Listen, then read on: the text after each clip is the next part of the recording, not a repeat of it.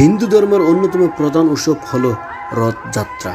প্রতি বছর রথযাত্রার জন্য অপেক্ষা করে থাকেন সকল ভক্তরা।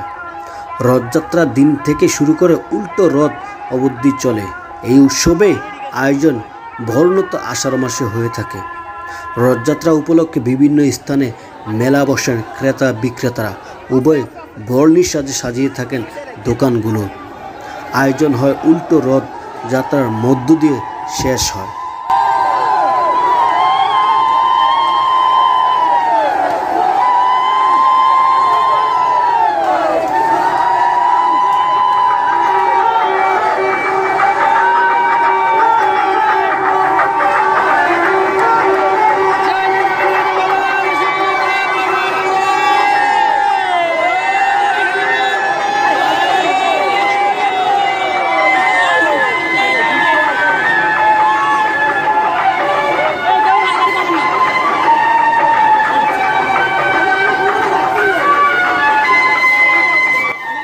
সনাতন ধর্মাবলম্বীদের রথযাত্রা আয়োজন বর্ণিল সাজে সজ্জিত সাজানো হয় তিনটি বিশাল রথের যাত্রা।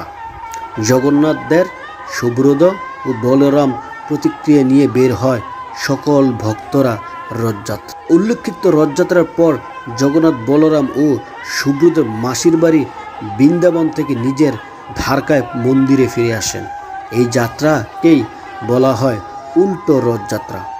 ধর্মীয় বিশ্বাস অনুযায়ী উল্টো রথযাত্রা অংশ নিলে পাপ থেকে মুক্তি পাওয়া যায় এবং মনের বাসনা পূর্ণ হয়। প্রিয় দর্শক, চলেন দেখে আসি হিন্দু ধর্মের অন্যতম প্রধান উৎসব রথযাত্রা।